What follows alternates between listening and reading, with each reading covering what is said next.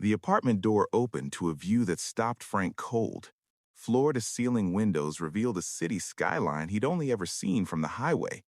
The furniture was modern, expensive, utterly foreign to the modest ranch house he'd shared with Margaret for 37 years. Music played softly from somewhere deeper in the space.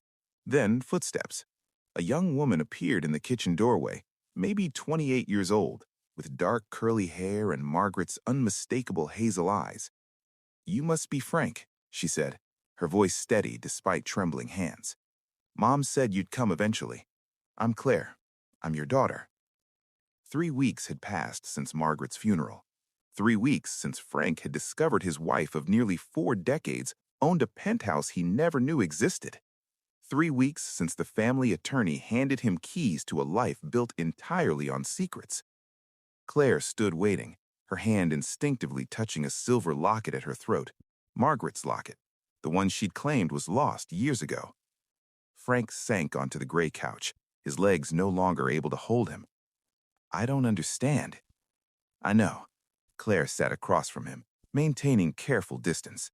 "She was going to tell you. After your retirement," she said. "She wanted you to have time to process before everything changed." Everything changed. Frank replayed the last conversation he'd had with Margaret, just days before the accident on Highway 91. She'd been sorting mail at their kitchen table when she looked up with an expression he couldn't read. "There are things about my life you don't know," she'd said. Then her phone rang. She stepped into her office, and when she emerged, she was rushing out the door with a kiss to his cheek and a promise to talk tomorrow. She never came home. "How old are you?" Frank asked. 28. "I was born in January of 1996. Frank did the math. He and Margaret had been married 3 years by then. They'd been trying for children, going through fertility consultations, Margaret crying each month when tests came back negative, all while she was already someone's mother. "Who's your father?" Claire's expression shifted, becoming guarded. "His name is David. David Morrow.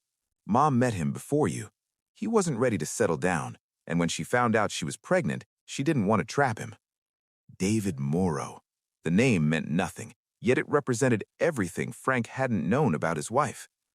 "He loves you," Claire said quickly, leaning forward. "Mom really loved you, Frank. She said you were the kindest man she'd ever known. She was just scared." Scared. Frank thought about every business trip Margaret had taken over 25 years. Every time she'd returned different, lighter but sadder. Every deflection when he'd asked about her work in the city. "Where have you been all these years?" Claire retrieved a photograph from the kitchen, handing it to Frank. Margaret sat on a park bench with a young girl, maybe 8 or 9, both laughing at something outside the frame. "I lived with my adoptive parents in Chicago until I was 18. Mom visited when she could. She helped me with college, helped me find this apartment. She said she wanted to make up for lost time." Frank studied the photograph, seeing a version of Margaret he'd never known, relaxed, joyful, fully present. "There's more," Claire said softly. She returned with a cardboard box, worn soft at the edges. "She left this for you. Letters. She said if anything ever happened to her, I should give them to you when you came." Frank opened the lid. Inside were dozens of envelopes in Margaret's careful handwriting, some addressed to Claire, some to David, and a thick stack simply marked Frank. He unfolded one. "Frank, if you're reading this, I finally found the courage to tell you the truth. I have a daughter. Her name is Claire, and she's the most wonderful person I've ever known besides you. I should have told you from the beginning.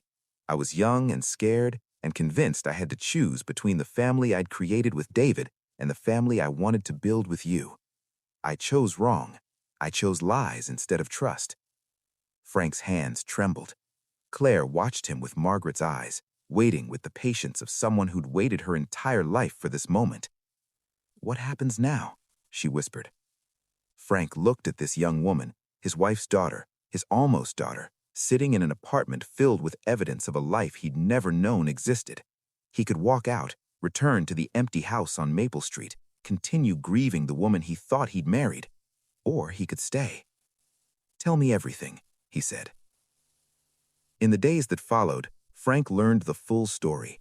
David Morrow had re-entered Margaret's life 2 years before her death, newly divorced, claiming he'd made a mistake letting her go. Margaret was conflicted, flattered, guilty. Her letters documented a slow awakening, realizing David's interest had less to do with love and more to do with the financial security Margaret had built. "He wants to know about your retirement fund. He wants to know if there's a way to access it. I'm starting to wonder if I've been a fool." Frank contacted the family attorney, who confirmed what Margaret's letters suggested. She'd been changing her plans, redirecting assets back to Frank, preparing to tell him everything. The insurance policies David claimed existed were either forgeries or fantasies. When Frank confronted David at a diner, the man's confident facade crumbled. He threatened legal action, claimed Margaret had promised him a future, but without proof, without any legitimate claim, his threats were hollow. "I'll give you 1 week, then I'm filing papers," David said, sliding out of the booth. Frank stood his ground. "File whatever you want. My wife chose me. Read her letters if you don't believe me." David's expression flickered. Anger, defeat, something that might have been shame. He left without another word. 6 months later, Frank stood in his new apartment 6 blocks from Claire's building, watching morning sun stream through windows that had never known Margaret's secrets.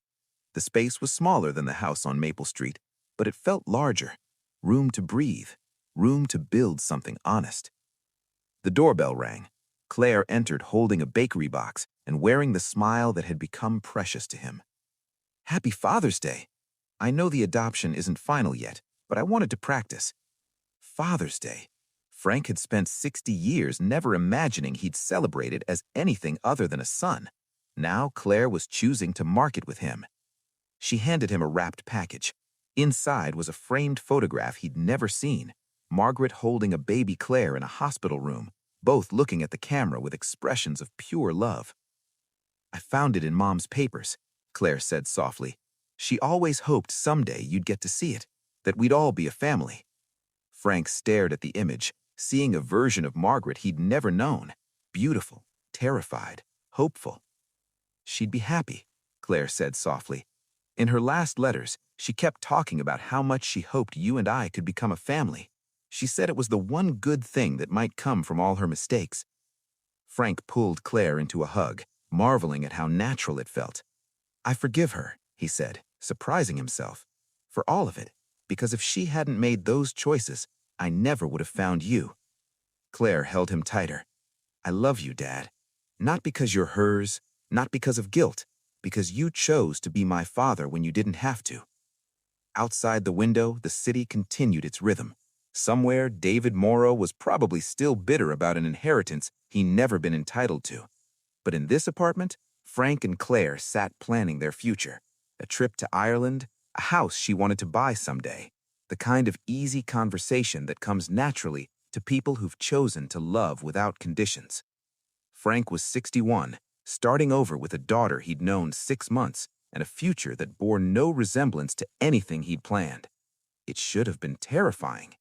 Instead, it felt like the beginning of the life he was always meant to live.